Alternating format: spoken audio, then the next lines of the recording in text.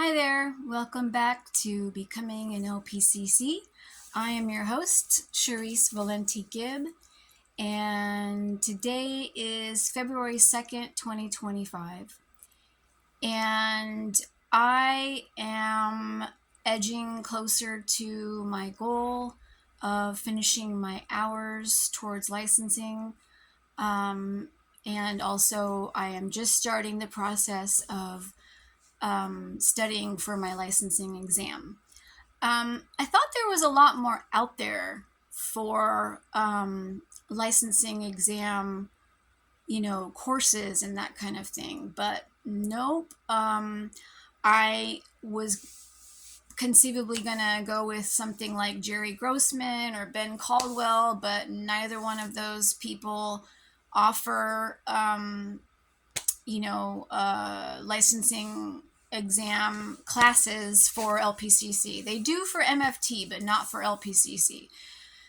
So I've kind of just been weighing out a few different places and trying to figure out what I want to do. So far, I've landed on study.com. There was one other one. I can't remember. Anyway, I think it was AATBS or something. But anyways, I'm working on it, trying to figure things out, and we'll see what happens. But I do know that I'm going to be studying for at least 3 months, at least, if not longer. I have about 7 more weeks before I'm finished with my, not finished with my hours, but finished with my time. I think I explained that in an earlier video that I finished my hours last June.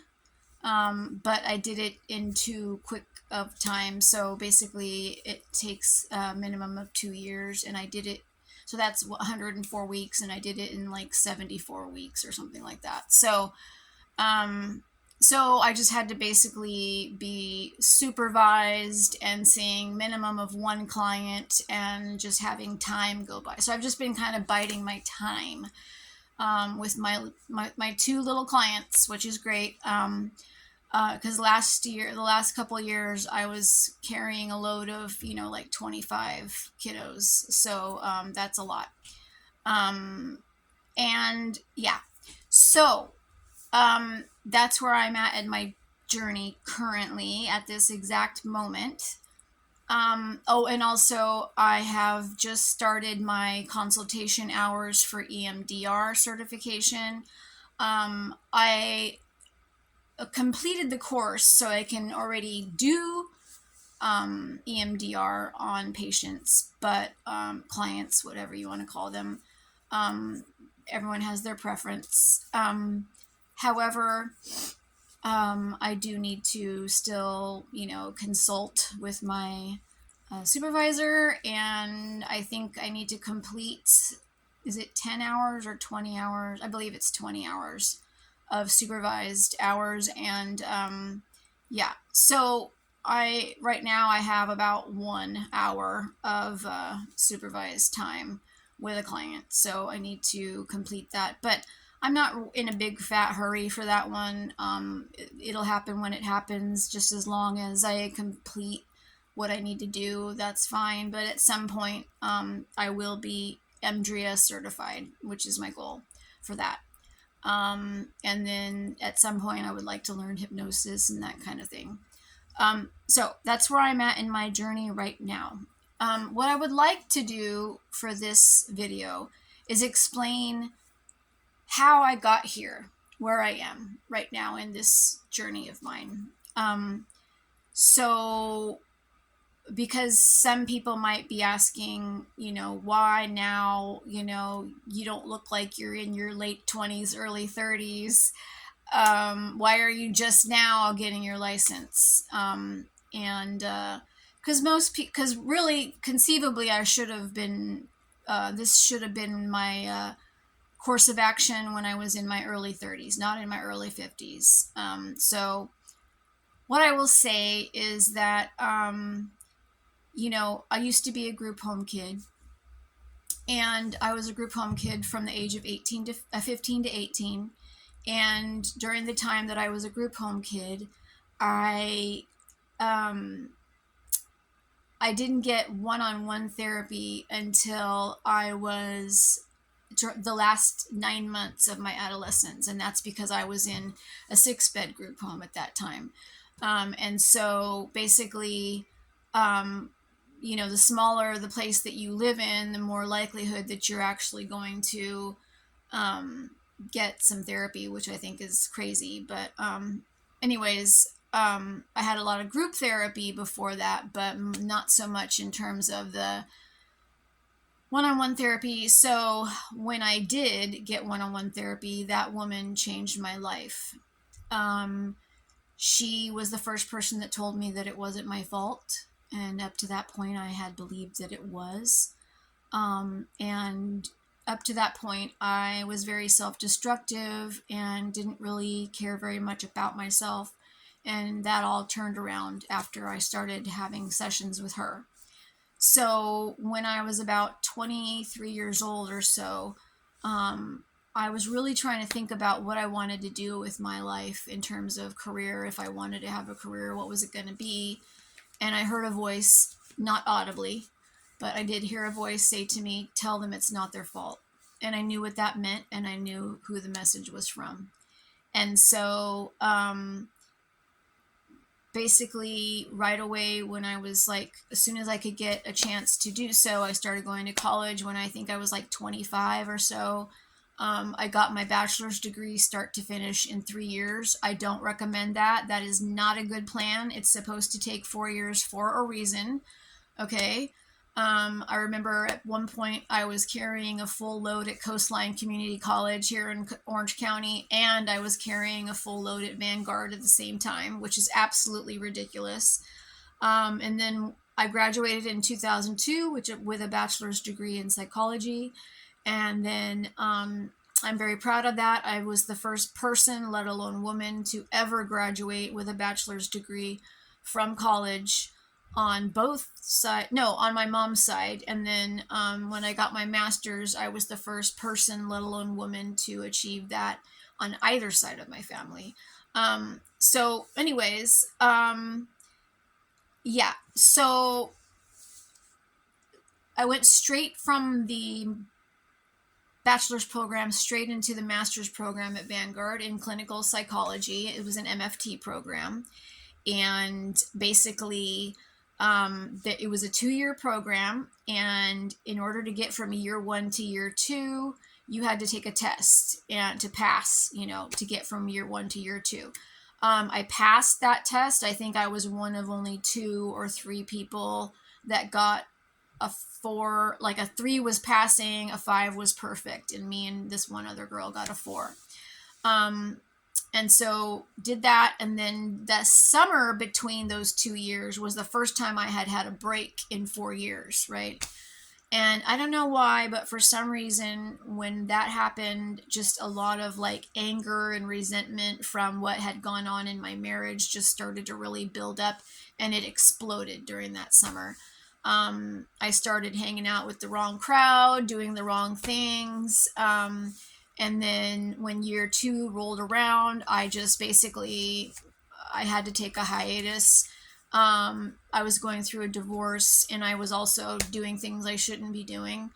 And so, and then I ended up getting a divorce and going into a new relationship. And then a couple years later, I went back and said, okay, I'm ready to finish. And they said, unfortunately, you took too long and now you have to start all over. So at this point, I was just really upset, brokenhearted, whatever, like despondent about the whole thing. So I think at this point, I was working at the school district as an instructional assistant, ABA. So basically, I was working with autistic children as an aide. And everyone kept telling me, why don't you just get a credential and then you could have your own classroom? Because I was the only one out of everybody that I knew that was an aide that had a bachelor's degree. Everyone else just had, a high school diploma. So they were like, just get a credential. It only takes 18 months and you could have your own classroom. And I thought, oh, that might be interesting. I really love doing this, so might as well, right? And then I'm like, I'll get back to the psychology thing later. So when I started the master's program in special education, I was a single mom with a 15-year-old son, and I had nothing else going on in my life. I was, single for the first time ever in my whole life. And I thought, okay, 18 months, here we go. And then I met my current husband, and 5 years and two babies later, I finished that degree. And I didn't end up getting the credential. Basically, everything that could possibly go wrong when I did my student teaching did.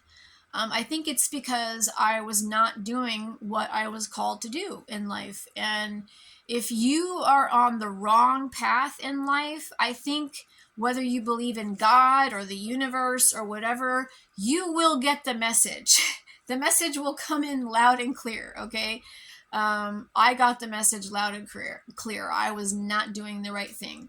I ended up finishing the degree, but I did not get the credential. I just basically did not even finish my student teaching. I had a horrible student teacher. She was so awful, just the meanest lady in the world. And I broke my foot, like just everything. I mean, it starts out as like a little tap on your shoulder. And the next thing you know, it's like a bookcase falling on your head.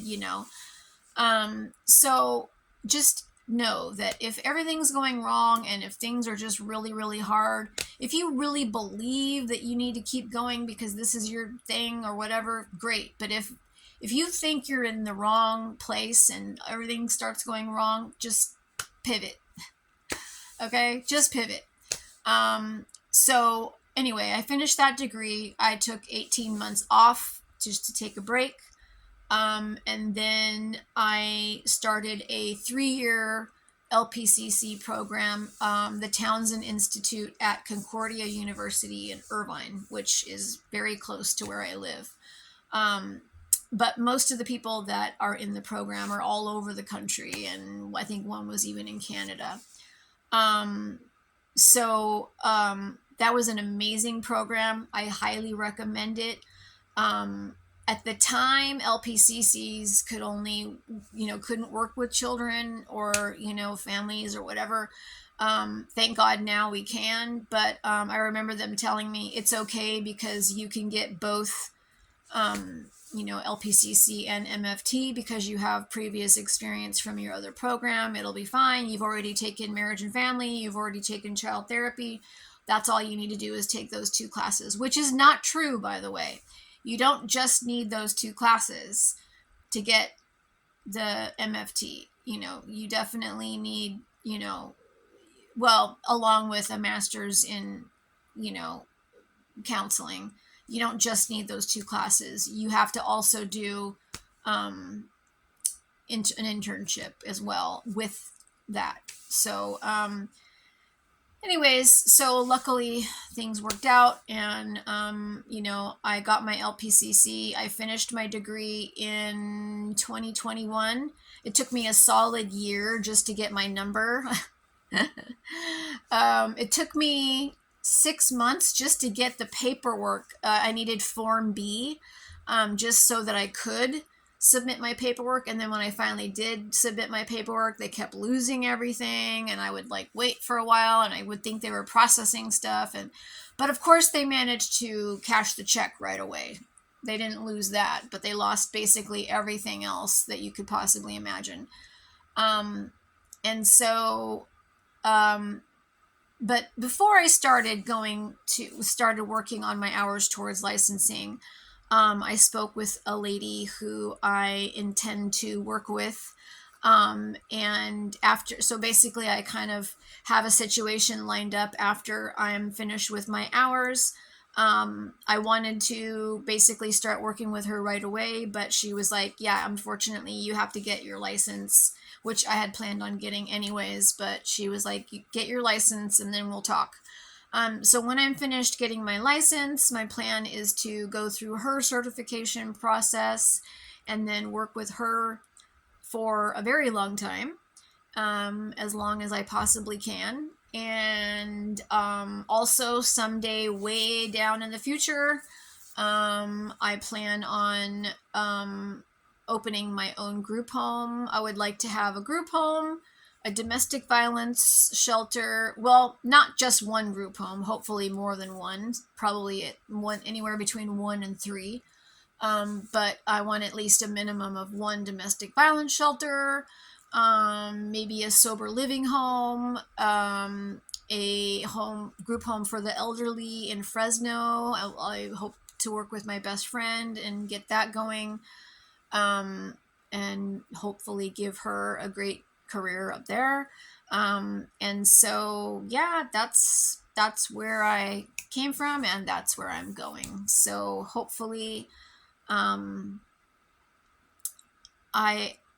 I have hopes that I'm possibly inspiring folks to just keep going. If you have a dream, just keep going.